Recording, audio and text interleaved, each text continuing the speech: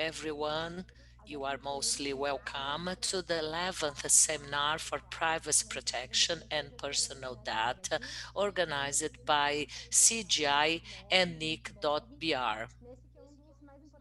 This is one of the most important events that we have in our country.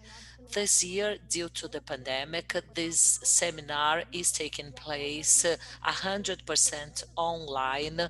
Until next Friday, we are going to have a number of lectures related to protection and privacy to personal data and topics such as GDPR, the recently created National Authority for Data Protection, elections, pandemic issues, public safety, and other topics. I am Bia Barbosa. I am a journalist. I'm part of an organization of society called Intervoice, and I also participate into the network together with another 40 companies addressing rights and personal data protection in Brazil, and I was invited to be a representative on the third sector by CGI.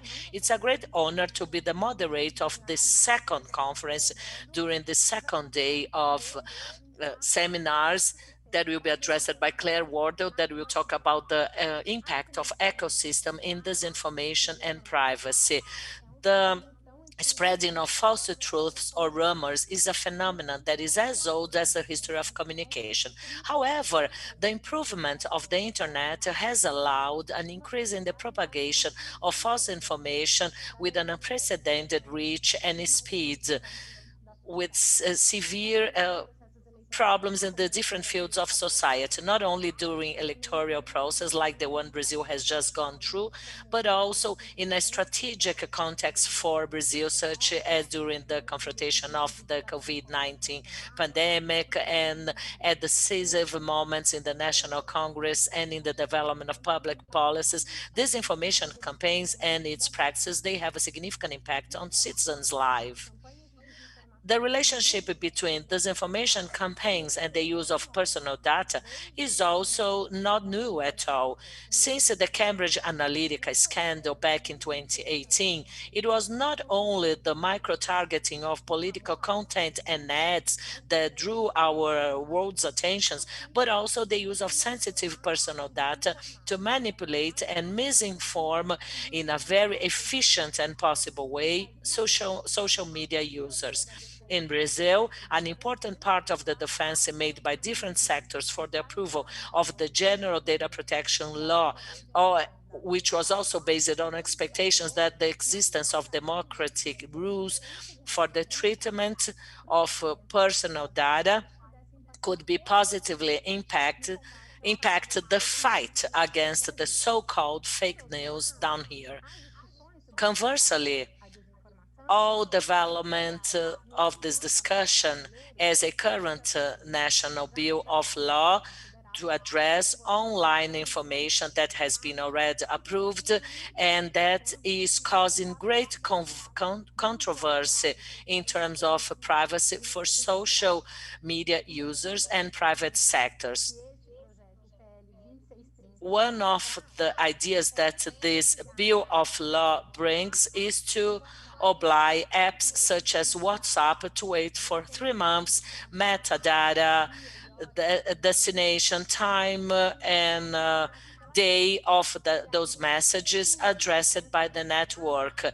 And that project defines mass information for those that were sent for over 5 users within 15 days interval, which would reach 1,000 people sent by transmission lists or chat groups. Once that bill of law is approved, they will be assessed throughout some initiatives for criminal investigation and court issues, and that will be liable for mass delivery by illicit and illegal information. Arguments for private message statements, they prove to say that such a mechanism is necessary to hold this information in the private apps. Conversely, there is a great concern about that safeguard and that constant monitoring of messages to lead to a massive surveillance of social communication, and that will put under risk our privacy. Another provision of the bill that is being followed by a group to which I participate is that internet should authenticate and confirm that information to defeat any unauthentic accounts that could be used for the practice of disinformation dissemination. Experts on privacy, they fear that could share personal data to digital platforms within that significant data concentration by those networks. All those proposals and ideas will be today dealt into details from 5:30 p.m., which is another panel that will address specifically those measures that are under discussion in our Brazilian legislation or under the congressman. The idea is to discuss if those strategies are effective or not to defeat that on an online environment, and how can we do that without violating our constitutional right and right to personal data protection. And as Claire Wardle is a renewed and recognized expert in this topic of information and impact of those platforms that are driven by content produced by third parties. We would like to thank you so much, Claire Wardle, to be here today to address all these topics during this 11th seminar. Claire Wardle is the co-founder and executive director of First Draft News, the world's leading non-profit organization in research and practice against disinformation linked to Harvard University. First Draft work with a intersection of technology, communication theory, and social mass media, trying to empower civil society with knowledge, understanding, and tools to overcome false and misleading information. Claire is also one of the co-authors of a report for the Council of Europe entitled Information Disorder, published back in 2017, towards an interdisciplinary framework for research and policy making. And that became a great reference to foster that debate in Brazil. And previously, she was a research fellow at the Sorensen Center for Media, Politics and Public Policy, and also the research director at the Town Center for Digital Journalism at Columbia Journalism School. She has worked with previous newsrooms and humanitarian organizations around the globe, providing training and consultancy on digital transformation. Claire Wardle earned a PhD in communication and an MA in political science from the University of Pennsylvania. It's also important to highlight that she's one of the coordinators of the project Comprova, which is a project conducted with 21 agencies and organizations, which is under its third edition following the first round of municipal elections in Brazil, verifying all the facts and real information in Brazil. Once again, thank you so much, Claire Wardle, for accepting our invitation. And now you have the floor. So all the best, and thank you very much. Thank you very much, Bia, and thank you very much for inviting me. Some of you might know that I have traveled to Sao Paulo 5 times when we were working on the Comprova project. It is one of my favorite cities. I have had some of the best meals of my life in Sao Paulo. So I am very sad that I am not with you in person. As ever, let's hope that this pandemic clears up and we can go back to meeting each other across borders and not just meeting each other on Zoom. So I have got some slides. I'm going to talk about a number of things that Bia just explained in an excellent way. There's lots of issues for us to discuss. And I was like, oh, I didn't say that in the presentation. So we will have time for questions afterwards for things that I have missed. But let's get going. I want to talk to you today about the power and impact of misinformation on the privacy ecosystem. And just to let everybody know, I am actually British.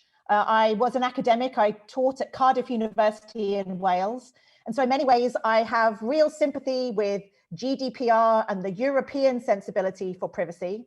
I now live in the US, and so I hear a lot of conversations in the US connected to the First Amendment, freedom of speech, And so it's a very interesting place to be a European living in the US. But I wanted to give you some context very quickly.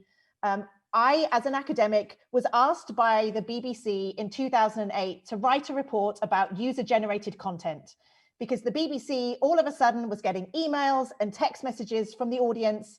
There was this thing called Facebook that they didn't understand. There was this thing called Twitter they didn't understand. And so I wrote this report and thought I would go back to being an academic. But then just as I was finishing the report up, this happened, which you might remember from January 2009. So I just want to remind everybody how quickly this ecosystem has changed. This is just 11 years ago.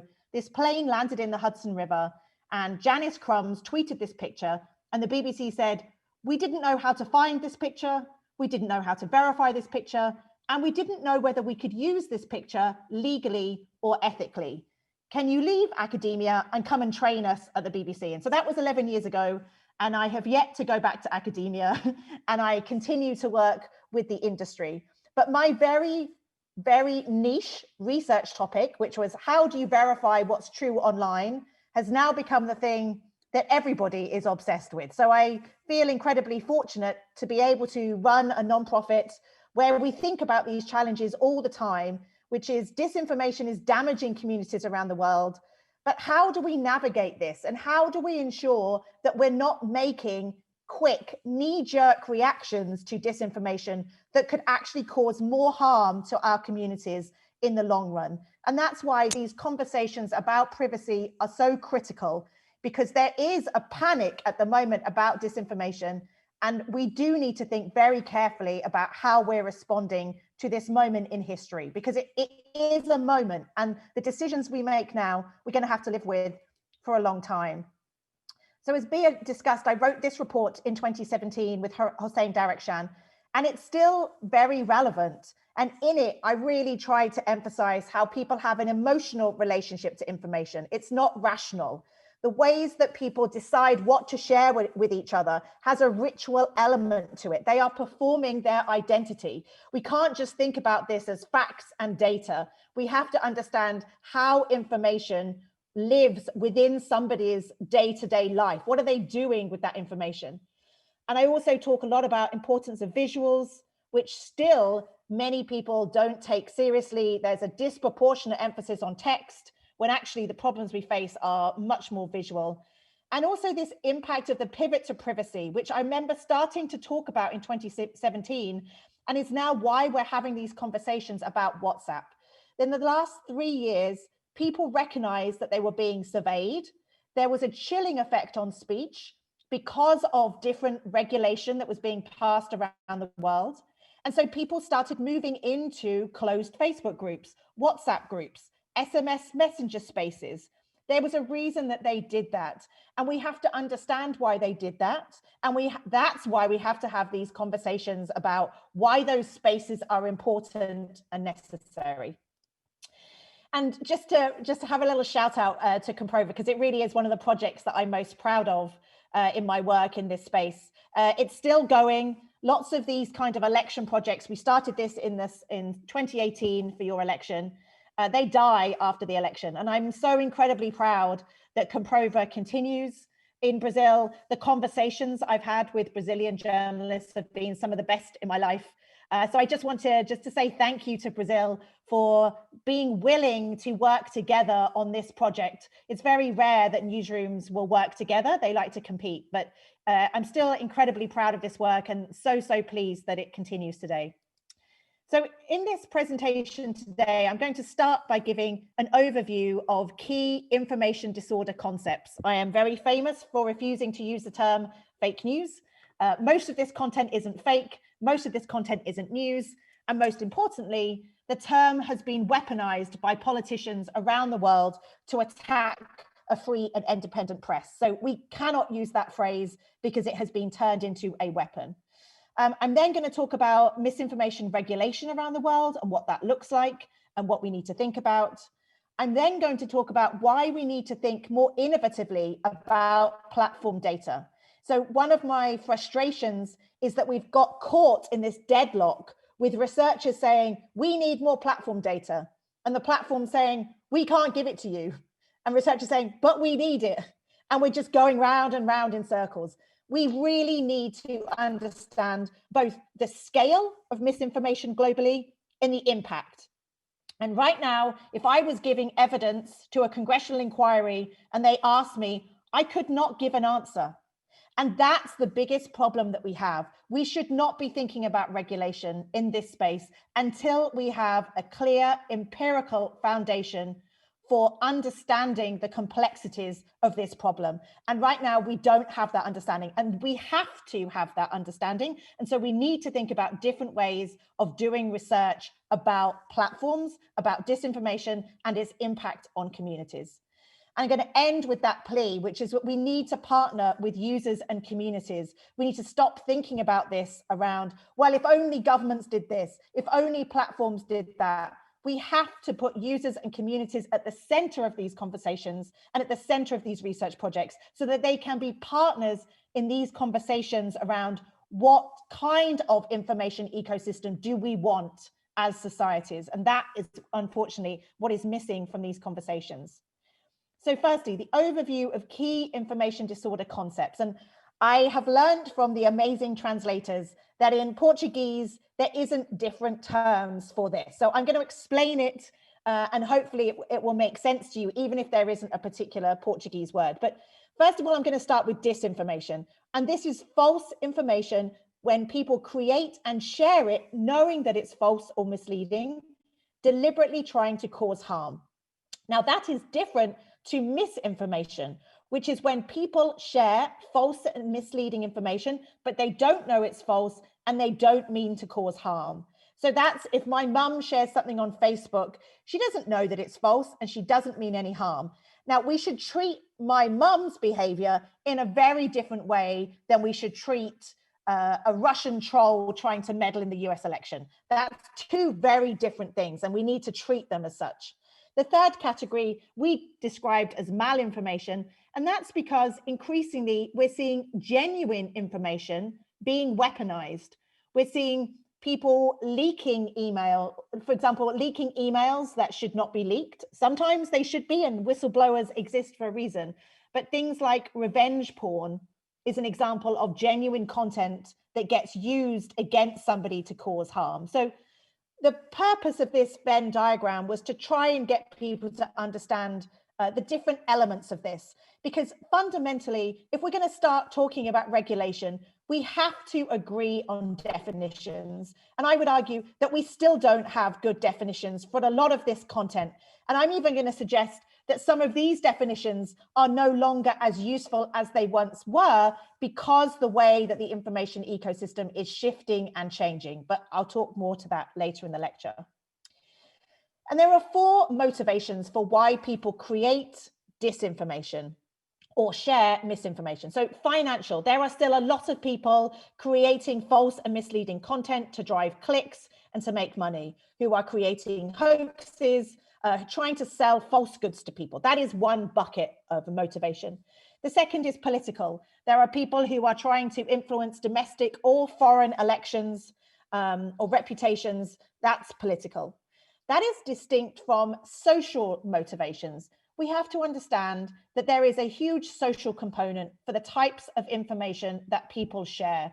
So if we think about conspiracy theories, it's impossible to say, is that conspiracy theory disinformation or misinformation? Do people who believe the earth is flat, do they mean harm? Do they know that it's false? They are doing it because they are part of a community that gives them a sense of belonging. Now, we have to consider that motivation in a very different way that we would financial or political. And the last one is kind of this psychological, which is some people just want to see if they can get away with it. They're just in it for a laugh. I mean, it's hard to understand these people, but they exist. These domestic trolls, they exist for a reason. They're trying to cause harm just to see if they can get away with it. They don't believe that institutions help them, and they're trying to undermine institutions. So we need to understand all of these different motivations if we're going to start thinking about regulation. And these are the 7 types of mis and disinformation that I created back in 2017 to get people to stop using very simplistic terms. I'm just going to go through them very quickly. The first one being satire or parody, which some people say, oh, that shouldn't be on your spectrum, Claire. But we see bad actors creating content and labeling it as satire deliberately so that fact checkers won't mark it down on Facebook. But the problem is, I wouldn't be able to tell you Brazil's leading satirical site, but on Facebook, everything looks the same. So unfortunately, satire is a tactic that we see people using. Secondly, false connection, things like misleading headlines, clickbait headlines. Even this is a fact check, but headlines that actually reinforce a rumor, we need to be aware of what that is and how it fits into the ecosystem. I would argue that it is an example of information disorder. Misleading content, diagrams, graphs, statistics. This has always been a problem, and we just see more of it now. This is a graph talking about the number of positive tests for COVID-19.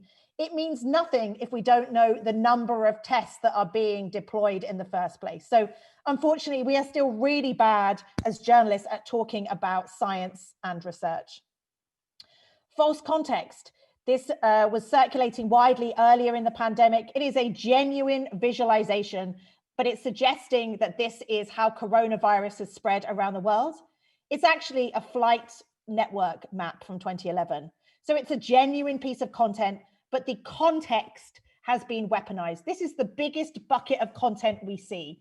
And the reason I'm going into this detail with you is because how does the legislation, the types of legislation that we're talking about now, how does it deal with this type of content?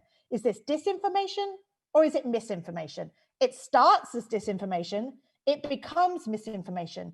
How do we use artificial intelligence to make sense of this? Would a computer be able to tell you that this is a genuine image, but it's the context that doesn't match? There's all sorts of challenges that we face, and it's only by looking at the types of examples that we see every day that you realize how complex this landscape is, and that simplistic responses by regulators are really problematic in their own right. So things like imposter content, when people use logos of known news organizations or health organizations, our brains are desperate for heuristics, mental shortcuts that help us make sense of information. Again, we see a lot of imposter content. Manipulated content. An 8-year-old with a Mac computer could have photoshopped this mask on, which is, as we can see, xenophobic, low-level, hateful content. We see so much of this type of content out here. It's a very easy thing to create. It gets shared very, very widely. Again, it's a visual that a computer would really struggle to make sense of. So how do we do content moderation at scale? And finally, fabricated content. These are 100% rumors, completely made up. We see far fewer of these. We see a lot more of that false context. I'm not worried about deep fakes yet. I don't see bad actors spending the money necessary to create these fabrications when they can have the same impact using or creating these cheap or shallow fakes. So this is just what I want to stress, that I obviously spend all day in the worst parts of the internet, and only by doing the work that I do I understand that none of our current definitions work on a practical level. We see people talking about problematic content. Mark Zuckerberg talks about problematic content. We hear people talking about harmful content, coordinated inauthentic behavior, online harms. But what do we mean by those terms? What does that mean in practice? What would we do with all of those examples that I just gave you? I could have given you thousands of those examples from my work over the last 10 years. What would we do with each of them practically? And I think that's what we're missing from this conversation, is that people say, well, it's just the fake content, it's just the problematic content. What I would say as somebody who does this work is that it's very rare for me to see really horrific false content. Most of what I see goes right up to policy guidelines, but doesn't cross them. As the platforms have taken greater steps towards cracking down on this content, they have more fact checkers, they're doing more labeling, they're demoting more content. In that world, bad actors have realized, well, I need to change my strategy. So instead, what we see is a drip, drip, drip, drip, drip, a constant drumbeat of low-level, divisive, harassing, hateful content, but not enough for any one of those pieces to be taken down or to be labeled. And that's the problem that we need to have the conversation around. And so that's to my point, is that even mis and disinformation makes little sense, as intent is so difficult to measure. As I said, with those conspiracy theories, these people who are anti-vax, they truly believe that vaccines are not safe. They truly believe they should have the right to not vaccinate their children. Now, in their heads, it's not false or misleading content, and they don't think they're causing harm. So how do we add that kind of social and community understanding into our Venn diagram? And as I just said, what we need to recognize is the long-term impact of these atoms of content, the individual post. As I said, most of these wouldn't break any platform policy guidelines. But what they do is these atoms of content fit within these overarching narratives that are shaping the way people think about issues, institutions, and individuals. And that is what we need to really consider. And my worry about conversations that I hear regulators have is that they're still very much focused on individual atoms of content that need to be taken down or labeled. Yes, yes, yes. But what does it mean if we zoom out and we understand what this content is doing over a long-term cumulative effect? What does it mean over 10 years? What is this kind of content doing to our societies? And we just do not have this type of longitudinal research. And without that, again, we shouldn't be thinking about regulation unless we have those empirical findings. And so as an example, we just launched this research last week at First Draft. It's about COVID-19 vaccine narratives. And we really wanted to zoom out and understand how this was playing out online. And so we took 1,200 different examples in English, Spanish, and French, and we hand coded them. We basically put them into different buckets to understand the different narratives. And as you can see here, we coded them around political and economic motives. So unfortunately, the biggest narrative here is how pharmaceutical companies, governments, Bill Gates, WHO are making money from vaccines. That's the way that this is being framed online. It's about undermining those people who we need to trust in order to take the vaccine. Right down at the bottom, this was particularly the case in Spanish language narratives, but morality and religion was really critical. In English language, it was liberty and freedom. People saying, I don't want to get vaccinated. People are going to come and microchip me. This is about government surveillance. I refuse to be vaccinated because I want my body to be free. So how do we understand these narratives as opposed to just zooming in on individual posts? But this kind of research is time consuming, it's laborious. We tried to use machine learning to do this. It was impossible. Machines are not quick enough or clever enough to do this kind of analysis. And so we need this research, but it's not easy to do. And so finally, I wanted to talk a little bit about understanding the full ecosystem, because this is critical to this question about privacy. In that a lot of the work that we do is that we see these kind of campaigns starting on the anonymous web. It might be 4chan, it might be Discord. There's spaces that it's impossible to know who's starting these campaigns, but they're very small in number. And these people don't have a large audience. The only way they can be successful is to ultimately to try and get the professional media or politicians or influencers to talk about them. That's their end goal. And so what you'll see is that it moves through the ecosystem. So from the anonymous web, they might go to closed WhatsApp groups or to closed Facebook groups or to Twitter direct messaging groups. And in those spaces, they will talk about, well, we should use this hashtag at this time. We should be pushing out this meme, which I love in Brazilian is meme. Portuguese, that's my favorite word. So they are coordinating in these closed networks. Then they move into conspiracy communities. That might be on Gab, or it might be on Parler, which is the new platform we're now talking about. It might be in conspiracy communities on YouTube. Then the idea is it gets picked up by people on social media. So then it's on Instagram, Facebook, and Twitter. And unfortunately, that is often where journalists or politicians or influencers, they find this content and then they amplify it. Sometimes they just amplify the rumor as is. They don't realize it's false. Sometimes the media understands that it's false and they will report on it. The problem is if they report on it in an irresponsible way, it gives that rumor oxygen and legitimacy. And so that's the challenge today. And the reason I put this all together is if from a regulatory perspective, we're just focusing on one platform, we're missing the ways that this information moves through the ecosystem. The platforms themselves are doing a little bit more of talking to one another, but ultimately YouTube is monitoring YouTube, Twitter is monitoring Twitter, Facebook is monitoring Facebook. But the problem is this content moves across those different platforms. So we need, if we're going to think about regulation or we're going to think about responses, we need to understand how the information ecosystem works. And my frustration is not enough people understand it because they're not doing this work all the time. And because this comes down to the tipping point.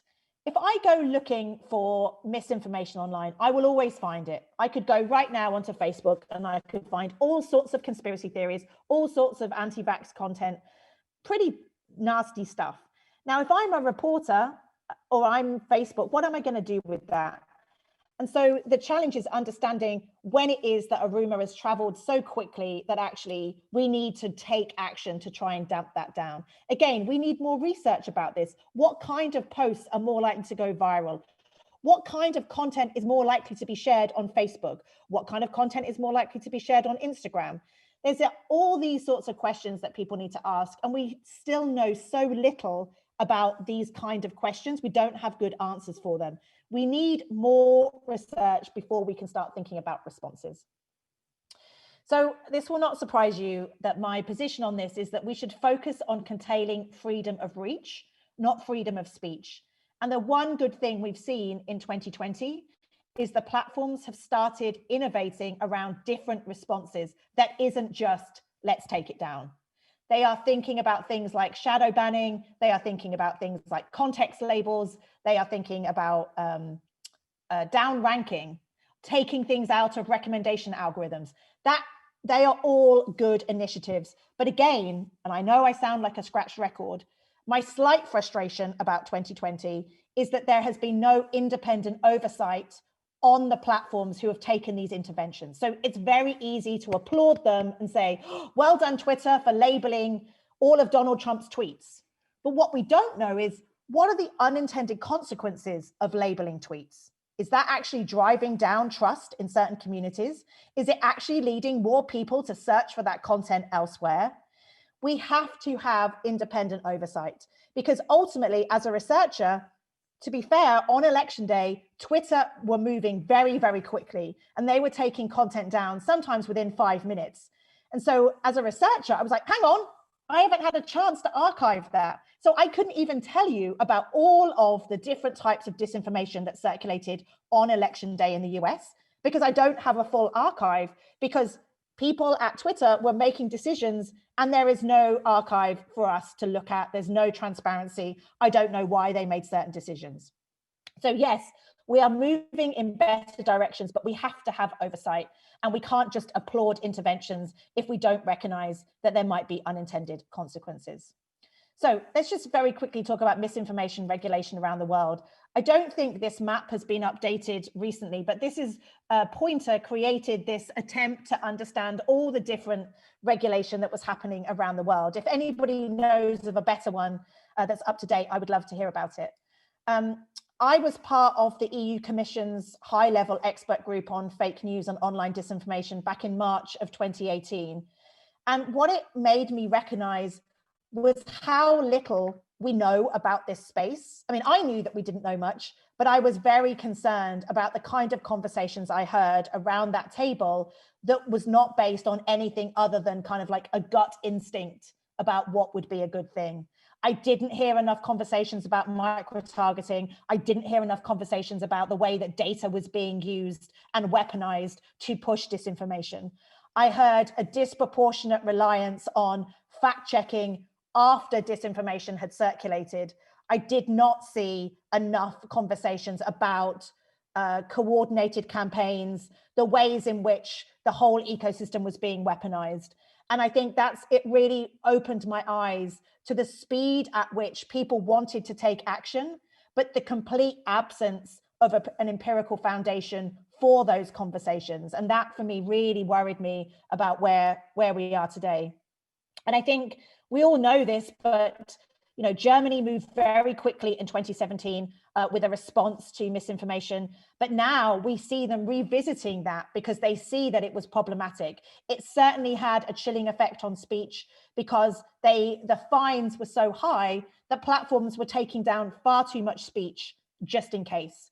And that for me was the biggest wake-up call around we need to be very careful, and particularly countries like Germany have to be very careful because here you see Turkey emulating what Germany did.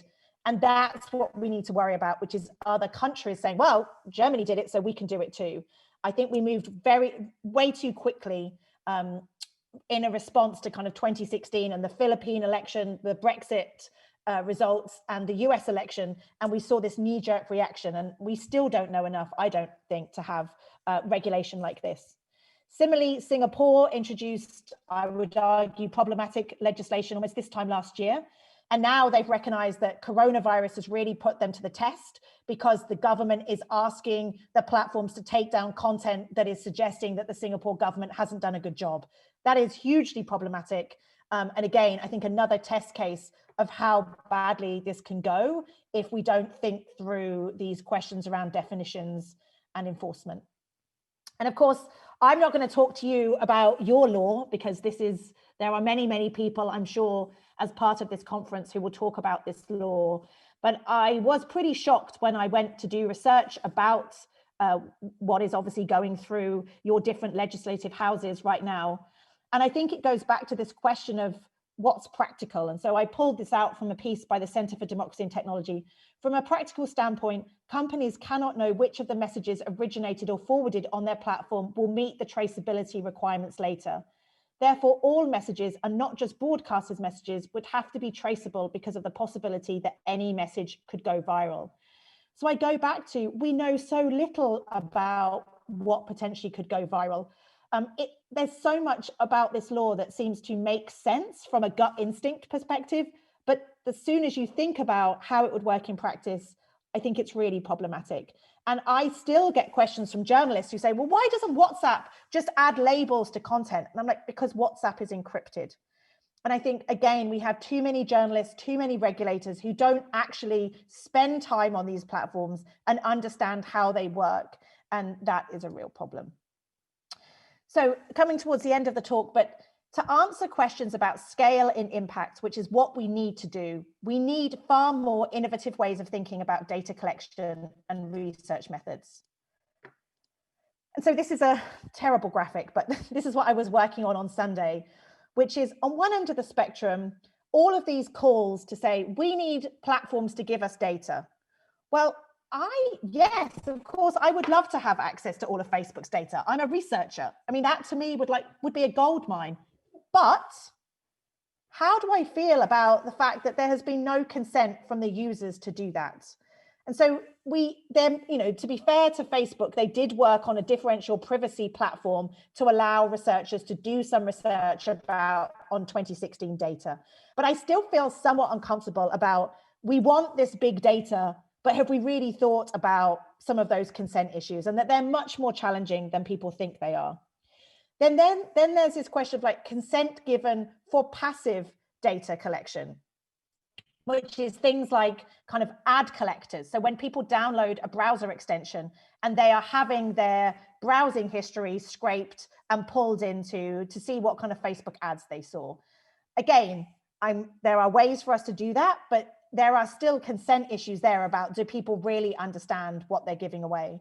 Then there's things like active collection by users. And I do think that we have underutilized trying to bring users into these research questions and to get them to do things like collecting screenshots and sending them in. How can we think about data collection where the user is very much aware of what they're doing and becomes part of the process? But at the other end of the scale, the thing I really, really wish we could do more of is asking users to collect information they're seeing, but then asking them to reflect on that information. How do they feel about that information? How do they feel if it's been labeled? Do they think it should stay up, be taken down? How much of this are they seeing in closed messaging spaces? I just think there's so much more that we could be doing. And so very quickly, the first one on the other end of the spectrum, social science one, that Facebook worked with a number of academics on, was meant to be this amazing answer to data collection. It failed after about a year and a half. It got tied up with legal responses. But what it did was that it slowed down the process of doing research. And that's what makes me so sad, is that it's 2020, nearly 2021, and we still don't have good data about the scale and impact of the problem. And I'm frustrated that Social Science 1 kind of took over too many of these conversations. And this is actually a statement by some of the academics. A lot of the funders pulled their money out. There was a lot of bad feeling after Social Science 1. We have to learn from that and say, there needs to be another way that we can do this research. The second type, remember I talked about political ad collectors. This worked again in the US election. NYU has got a great ad observatory. This is a good thing. However, how do we ensure that we're working with users and they understand how their data is being used, and how can we bring them into the process as opposed to just passively collecting the data that they're getting on their different platforms? The next thing, this is from our Comprova report, but things like WhatsApp tip lines. Like, how can we find a way for users to recognize that they need to be part of this process and to send content? That is a really good thing. But again, even with Comprova, it was very one way. People would send us things, they'd get an automated thank you. We would try and write up reports, but we sometimes had 12 journalists just trying to cope with the amount of WhatsApp messages coming in. It wasn't really working with the audience. It was like, thanks, keep it coming. But it didn't feel, to me, it didn't feel like we were working in partnership with the audience, which is what we should be doing.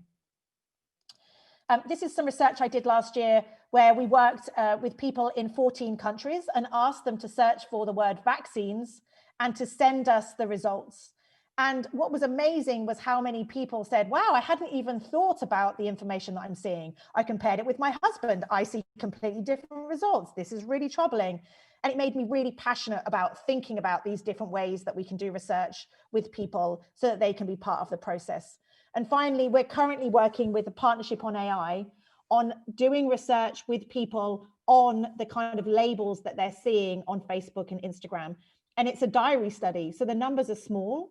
But when people have finished the diary study, they talk with such passion about the process of having to reflect on what they had been collecting.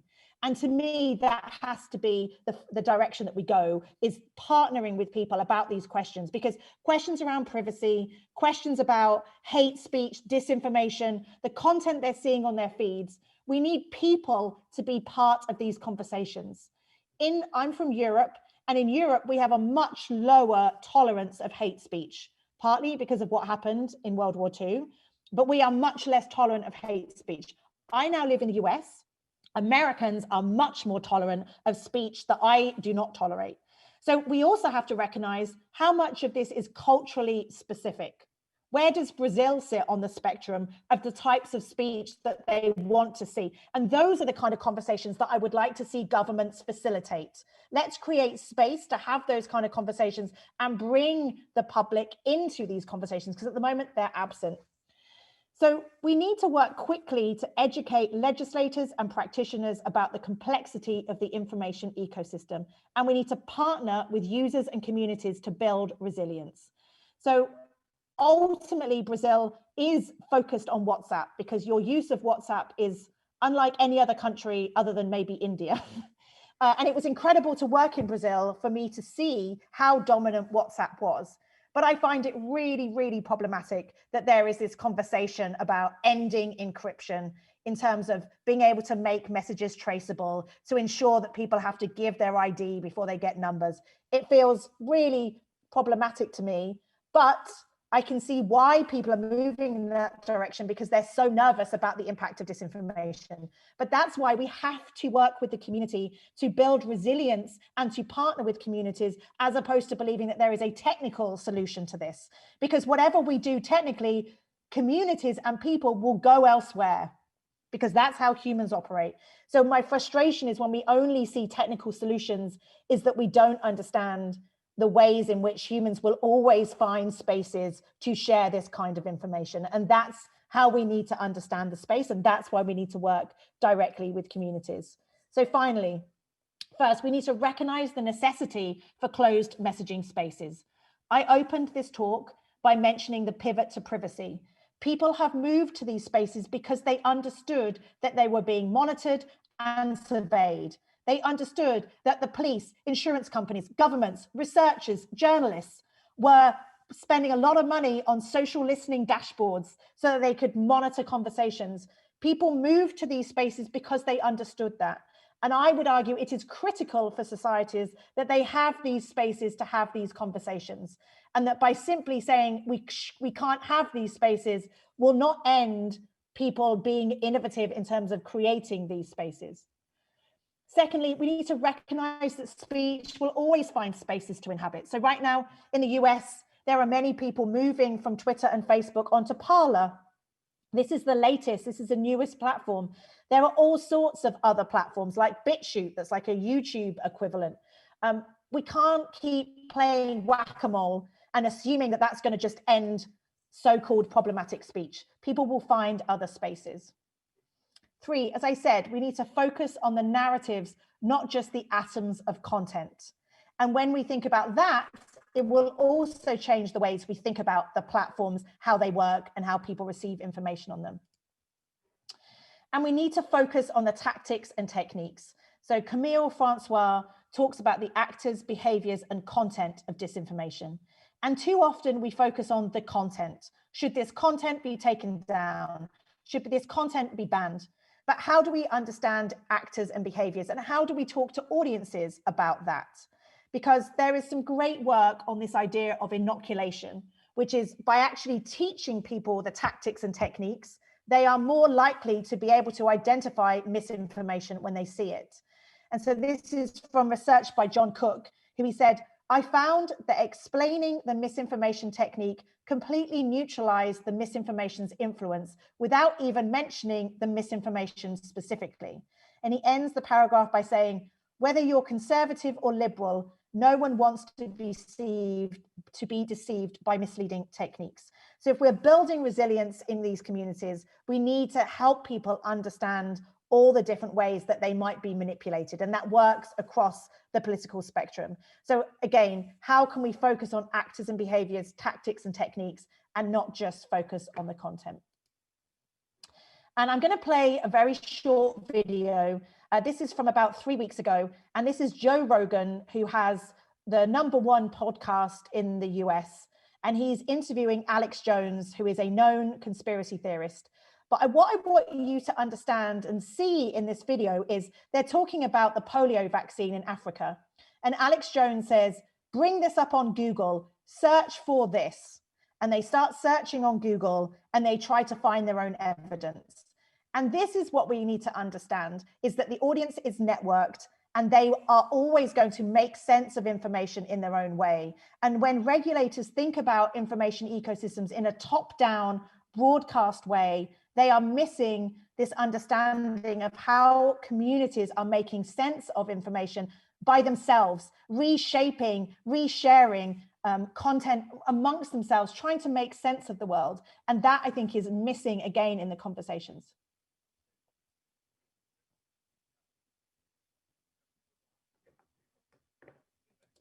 Oh, sorry.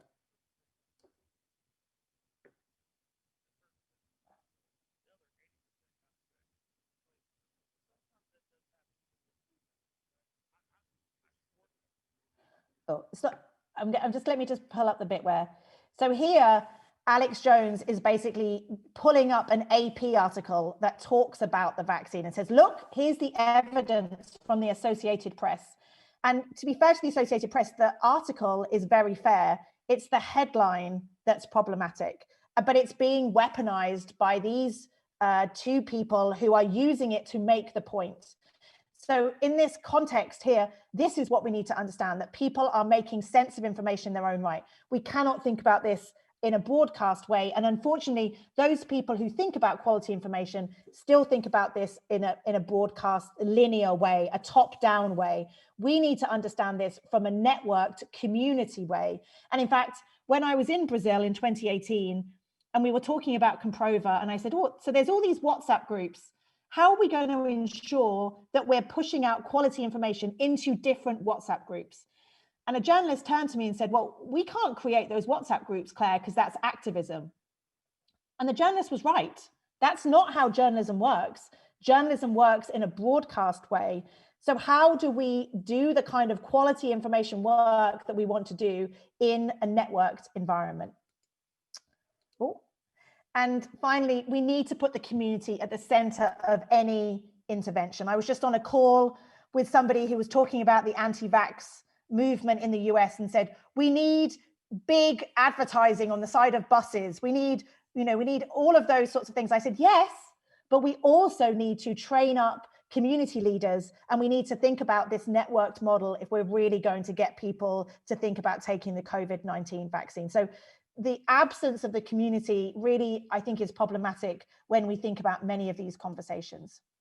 And I'm not showing you this to say, oh, watch my TED Talk.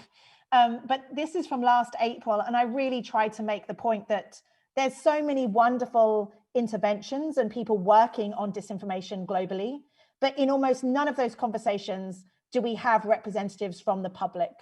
They're just absent. And I actually think if we're going to think about these solutions, it's about building partnerships with communities and users and the public to decide what kind of information ecosystem do we want and how can they be part of rebuilding our communication ecosystem, as opposed to a very paternalistic regulatory perspective, which I think is just doomed for failure. And so that's kind of my call to action. And so platforms have created a slew of unintended consequences globally by moving too fast.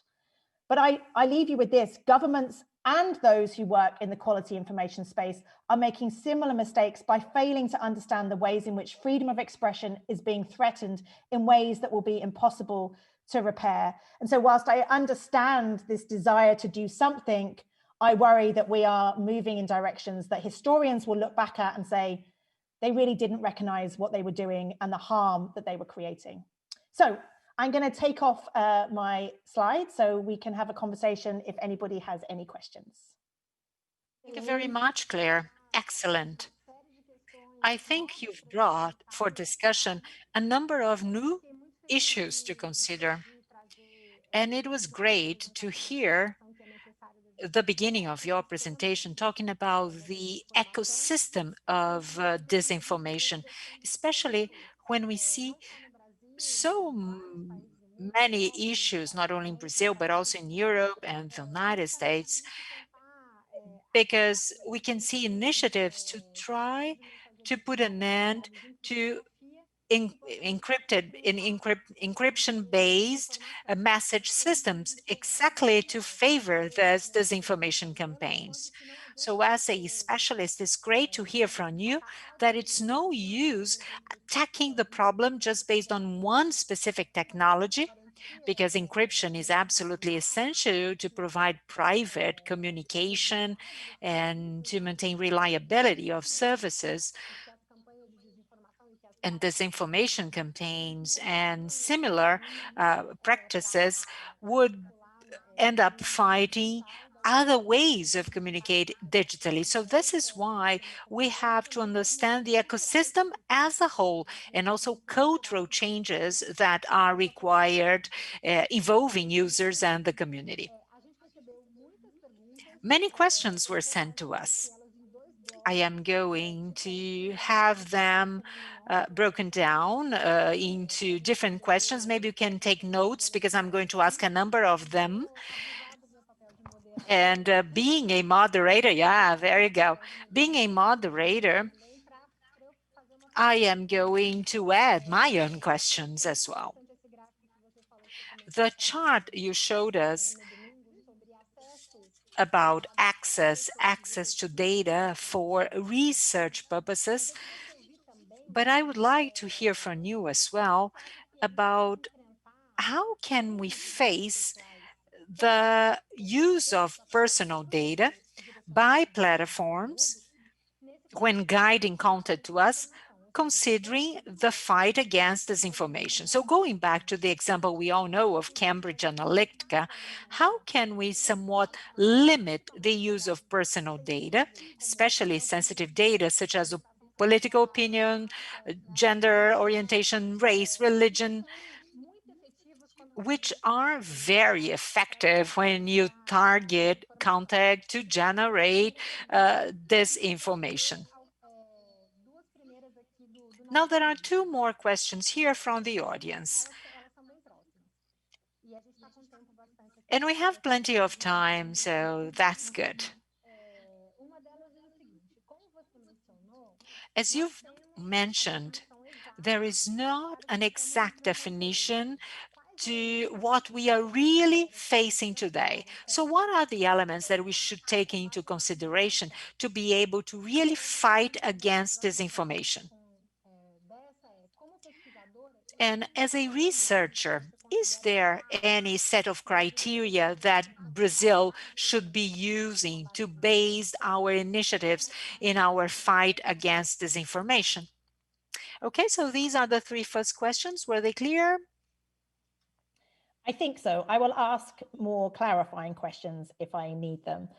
So, of course, the question of micro-targeting and disinformation is really, really problematic. I have been shocked that the revelations about Cambridge Analytica didn't have more impact. There was a couple of weeks where people said boycott Facebook, but really the network effects of Facebook mean that too many people see the benefits of it.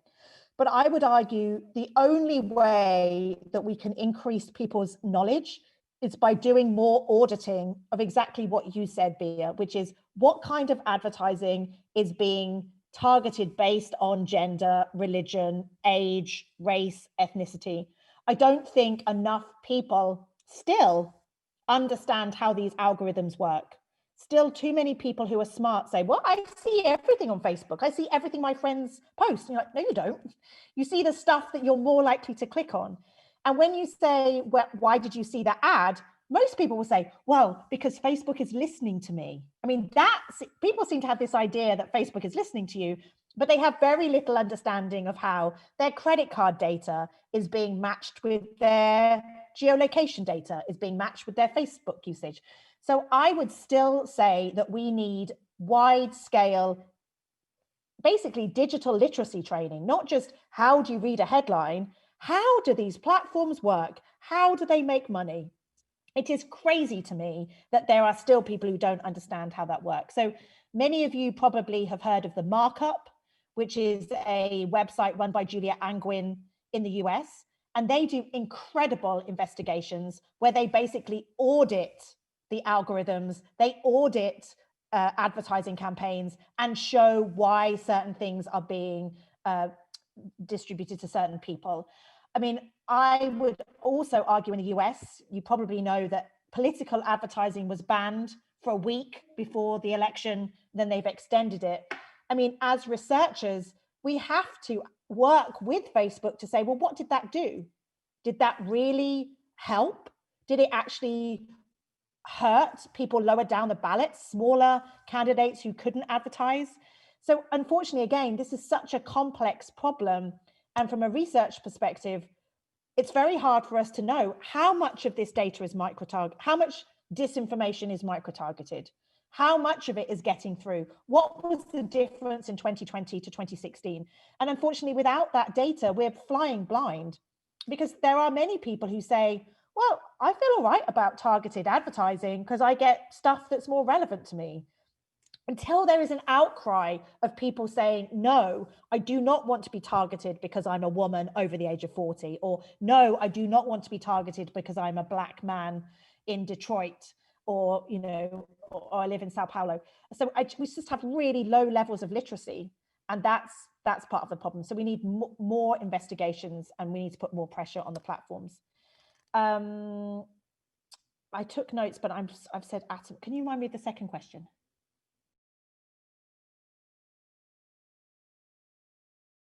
Second question was about set of criteria or parameters to base your base initiatives that Brazil can start fighting against disinformation. For example, are there any path that should be taken or embraced to try to tackle disinformation? Because we're still discussing definition, right, of what it means from a regulatory perspective. I mean, I would say because Brazil is so far in front because of your use of WhatsApp. I mean, I say to Americans all the time, Americans will be like, what do we have to learn from the rest of the world? I love Americans, but they tend to think that they're the center of the universe. And I say, go and spend time in Brazil, go and spend time in India, and you will understand how SMSs and WhatsApp messages will start to impact America. And we've seen this in 2020, it has happened.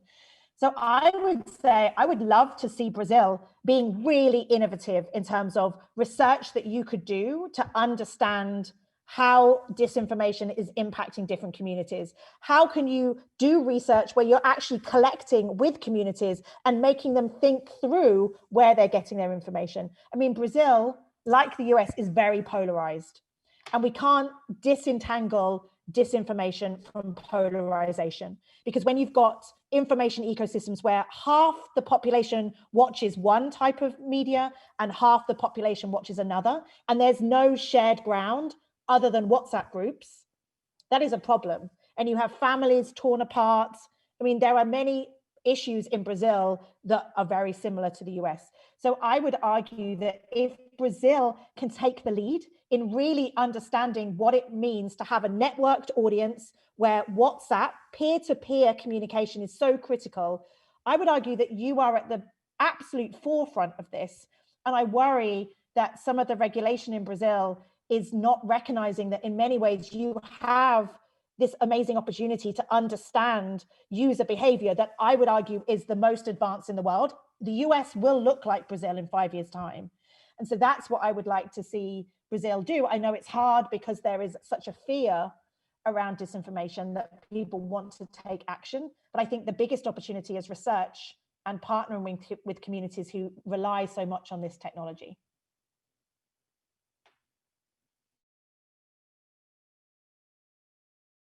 Thank you.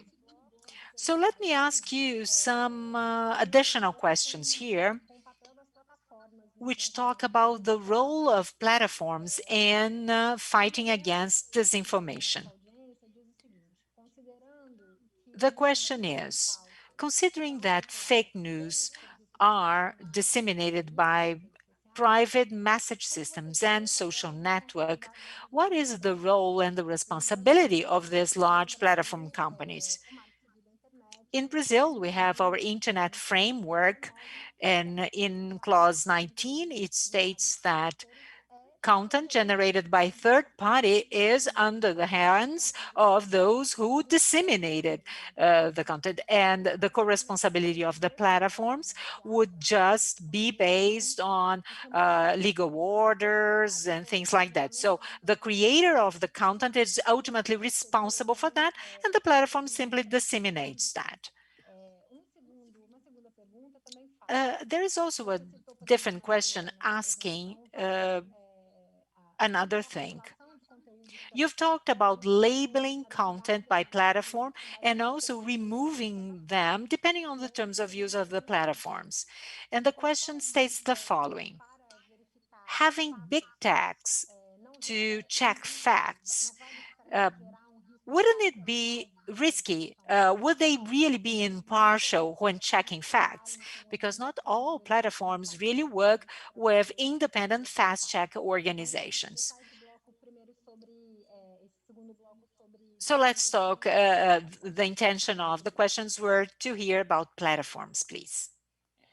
Yes, so the first question really gets to this law in the US, which is Section 230, which is the same idea in Brazil, which is that ultimately the platforms are not liable for content on their platforms. I would argue that they have hidden behind Section 230 for too long, and they've said, oh, we're just a pipeline, it's not our fault. At the same time, I don't want to change it to say that the platforms are responsible for everything, because if we do that, we will go back to a chilling effect on speech, and the platforms will shut down lots of speech. The problem we have is people say, are they platforms or publishers? They are a hybrid. They are a new form of communication medium, and we need regulation that responds to this new type of communication medium. The thing about Section 230 is that the platforms are commercial entities, but they should be held accountable to say they are our public square now. And for that reason, they need to work with researchers, civil society, and the public to figure out the kind of conversations we want in the public square. And these commercial entities should spend a lot of money on paying content moderators to ensure that our public square is clean and that there's nobody standing on a chair swearing, that there's nobody being xenophobic. And so, so when people go, well, they're commercial companies, it's not their responsibility. Well, they've made it their responsibility by becoming our most important communication device. And so I would argue for governments, rather than saying, well, stop these liability laws, make them liable for everything. Well, liability in that context means that they're just going to squash speech. We have to have an environment where we say, what kind of speech do we want and how do we make that happen? And that it does connect with that second question about labeling and fact checkers. So Twitter currently is doing their own fact checking. They are not outsourcing it. And Facebook does outsource it to the third-party fact checking initiative, which has a code of practice. They have audits about whether or not fact checkers still apply to that. But from our research that we've done, particularly people on the right hate the fact checkers, hate the labels, and really it's driving down trust in Facebook more generally. So there's an interesting comparison here around, should platforms be doing it themselves or Facebook? I really worry about Silicon Valley companies making decisions about speech, particularly about Brazil. I mean, that would be crazy. They can't even do it in the US very well. So the challenge we have is, how do we bring the community into these conversations? How do we find a way to say, we're not downranking this because a fact checker has said it. We're downranking it because enough people have provided evidence, and here's the evidence that you can see that suggests that this piece of content might lead to harm. Like, we're not going to get to this point quickly, but we need to be much more nuanced about how do we develop a way of saying this particular post might lead to X or Y. And who are the people who make those decisions? And I think Twitter moved very quickly because it was the US election, but I think there's going to be a lot of reflections on, can they scale that? I mean, today I just tweeted a thread from one of my team in India who said, here's everything that was labeled in the US. Here's my Indian tweets from Indian politicians who weren't labeled at all. Like, how can Twitter scale? They can't scale. So these platforms are going to need more innovative ways of labeling, demoting, downranking, all of these things they're doing. They need to find partnerships with a whole range of organizations, not just fact checkers.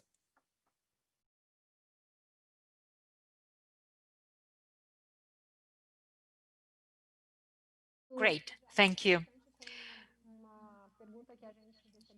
Your comments really interact with one more question I have here. And in the end of your presentation, you said that the community, the population, is a key part of the puzzle. And the comment I received was, it seems to be an unfair war because the population is a user of private service and at the same time is a target of the industry of disinformation.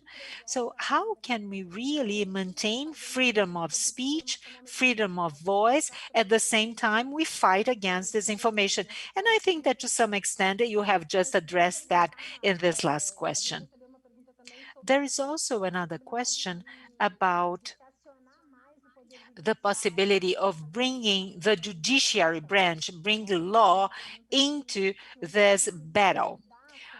Would or should we just focus on this malinformation through really court decision, as we do offline? Because if someone makes harms you to some extent, you are going to resort to the courts, to proceedings, to lawsuits. So would that be a solution for disinformation? There is also another question here saying that, do you think that regulation alone would be the best solution? And I think that you've already said that no, we need research. But anyway, maybe you can build up a little more on it. would regulation alone be the best solution among large companies, communication means, etc.? And finally, one last question that is always asked whenever we talk about internet, which is jurisdiction. Considering that the big tech companies are all based and regulated from Europe or the US, but have a global reach. And at the same time, we have disinformation being generated, so to speak, in Brazil. So we have national individuals using international services. So wouldn't it be one more challenge in this fight against disinformation? If I may give you a testimonial about the discussion of the Brazilian project or the Brazilian bill for fighting disinformation, one of our main difficulties with interacting with platforms is that some actions which we think would be effective here that could be incorporated in our bill, when we bring that to the platforms, they say, oh, but a change of a global product like that would take 5 years. We won't be able to do it. It costs too much. So if you can make some comments about that, I would appreciate. Thank you. Yeah, so this question of law, I think this goes back to those 4 motivations that I talked about. I mean, I think if people are using the internet to make money through hoaxes and by scams, then to me, then that is something that we should legislate against. We should, that should be something, somebody's broken a law if they're trying to use like imposter content, using somebody's logo. I mean, we have laws around copyright and other things. I'm just going to say, it makes me feel uncomfortable to think about bringing the judiciary into this, partly because I worry about that judiciaries in not all countries are independent. And so I think it's hard to give one answer about this. And for example, in South Africa, they have regulation where people who share misinformation are fined and sometimes put in prison. That makes me very nervous because of that question of, did they know it was false? Did they mean to cause harm? Like, it's very difficult to do that. But I would argue that there are examples of disinformation where we have evidence that people are coordinating to make money or to damage somebody's reputation or to interfere in an election, that we could argue that there should be a legal framework for that. It just, again, like everything, needs to be thought through very carefully about the unintended consequences of people sharing it. I feel very uncomfortable with those people being prosecuted. Maybe if there's enough evidence that somebody has knowingly created content to cause harm. But again, we need to work on that. The question about regulation alone, of course, my answer is no. I'm very much in support of a whole of society response. We need more from platforms, more from governments, more from educators, more from civil society, more from academia, and we need to bring the public into all of this. The problem is people want a quick solution. So I've been at conferences for 4 years where we talk about media literacy and people are like, oh, no, that's going to take too long. We just need to get Facebook to change its algorithm. And the truth is, this is too complex to have any one solution. It unfortunately is something that's going to take 30 to 50 years. It's going to take a whole of society response, and it's made more complex because of this last question about jurisdiction. Brazil should have a right to think about these challenges in a completely different way to the UK, and in a completely different way to the US, and in a completely different way to Nigeria, and a completely different way to India. The platforms want one scalable solution because they want everything to be automated, they want everything to be scalable, they want everything to be as simple as possible so they can make the most money. The thing is, the way that Brazil thinks about speech is very different to the way that the UK thinks about speech, in a subtle cultural way. And that is how we should be responding to this, which is the people of Brazil should be having conversations about the type of speech that they want to see. And the people in the UK should have a similar conversation. But the platforms do not want this at all, for understandable reasons. But we have to put pressure on them. But to this last question about jurisdiction, Yesterday, Jack Dorsey and Mark Zuckerberg gave evidence again to a Senate committee. They gave evidence 2 weeks ago. They gave evidence 2 weeks before that. Have they given evidence to a Brazilian court? They haven't given evidence to the UK Parliament. They haven't given evidence to the Canadian Parliament. I mean, it is insane that the CEOs of these companies cannot be held accountable by the governments of individual companies whose users spend so much time on that. And I mean, you know this in Brazil, but the amount of people who work for Facebook who are Brazilian is very, very small. I don't know yet whether you have a WhatsApp representative, but for a long time, there was nobody working at WhatsApp from Brazil. They had one person from India, but it was astonishing. And so when we talk about jurisdictions, if there were more people from these countries reporting back to Silicon Valley, we would not have as many of these problems. And I will say this, the platforms are causing real harm in the US, and they are US companies speaking the same language. The harm these platforms are doing in Brazil, Ethiopia, Myanmar, Indonesia, it's just extraordinary. And there's really no way to provide that cultural and linguistic context to the platforms, and countries are hurting very seriously because of it. So this jurisdiction question is the biggest one, but how you would put pressure on Facebook to say you need to hire another 3,000 people in Brazil alone, they're not going to do it. And so that's unfortunately the biggest problem that we face.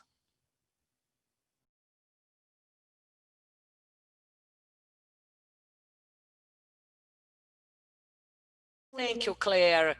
With your answer, we have here another key element, and as a representative of the third sector and from being part of the CGI, the civil society involvement and inclusion is very important to search and demand more transparency and more action. Recently, I had a chance to participate at InterVoices, which is an organization to which I have a seat, and the main mechanisms adopted by the platforms to defeat disinformation in Brazil. And by being part of this entity, we can see that actions, they are very reactive, disorganized, and not structured as part of policies of the platforms themselves. And that becomes a huge obstacle in terms of efficacy, in terms of measurement and results, effective results, and also users won't be able to know what they can do within the platform or not. I'd like to thank you enormously. And now you can go to your final conclusions or remarks. And once again, I couldn't thank you enough for you enriching our debate. Thank you. Well, thank you, Bia. I mean, I won't be very long, but just to say that time is passing and we keep having the same conversations. And so we have to, as researchers, as members of civil society, find ways to hold platforms accountable. And the way we do that is by doing research with users and making users understand how they are being manipulated. And so when we do research, it shouldn't be passively collecting data from users. We need to research with them so that they look at their phones and say, hang on, why am I seeing this? And somebody's seeing that. They need to be part of these conversations, partly because they need to help shape the kind of platform spaces we have, but also it's about putting pressure on the platforms. At the moment, nothing seems to be harming them. Their profits are still going up, yet the disinformation is traveling on their platform. So we need more platform accountability, but in the process of working with the public, my hope is that they become much more aware of the ways in which disinformation is harming their communities, and they become critical parts of our solution, which is that they have conversations with each other about the ways in which disinformation is affecting their communities. And I think at the moment there's this idea of like, oh, whatever, it's social media, it's WhatsApp, it doesn't matter. Well, we're seeing in countries like Brazil and the US, the growth of polarization, the widening of political perspectives, the growth of the alt-right, the growth of white supremacy. These are not small things that we're seeing. It's not just disinformation about whether or not you can drink bleach if you've got COVID. We're seeing a lot of messages that are leading to harm and friction and tension in societies around the world. And so we need to bring the public into this so that they can recognize the harm that's happening. And maybe we have to talk about a historical lens to say, how will historians judge us and the ways in which information is harming us? And to the person who asked the question, yes, it's deeply frustrating that we are going to have to be the solution here. It's deeply frustrating that we're saying it's up to the users to be more responsible, but we don't have any other option. We need to recognize that we're the ones that are being weaponized. If we didn't share this, we wouldn't have a problem. And unfortunately, the best messengers to get that across is one-to-one, is us talking to our friends and families and neighbors and communities. It's not a big splashy campaign on the side of a bus. So I think there is no shortcut for us getting out of this mess. It's going to take years. It's going to take a lot of conversations. It's going to take a lot of research. It's going to take a lot of patience. But we have to recognize that's the seriousness of the problem. And if we don't, we're going to keep having these conference presentations every 2 years and be like, still a problem. Yes, it is a problem, but we want to believe that we're moving in a positive direction. So I'm still hopeful, even though I do this work every day. But my call is that we root all of this work in the community, and then I really believe that we will start to see really positive developments. So thank you very much for inviting me. I really loved the conversation.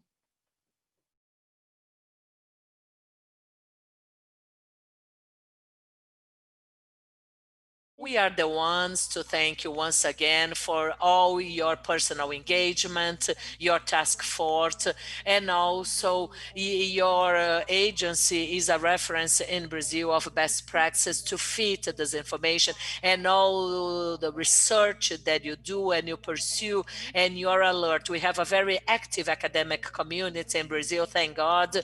They are researching, they are working on survey, and they are facing opacity of those platforms in a way to try to gain access to data and to reach some outcomes as how to deceive information, disinformation and disinformation campaigns.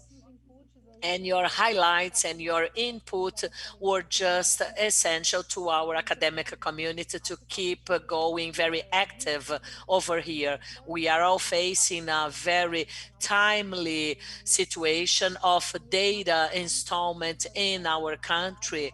And from an authority perspective, the idea is to produce studies, researches, to include the citizenship and to foster a privacy culture. And that's one of the reasons why this was a theme in our seminar, as everything is related. The use of our data will strengthen and enhance disinformation campaigns and national authorities of data protection. We hope from them that that will be a new pathway to go against disinformation.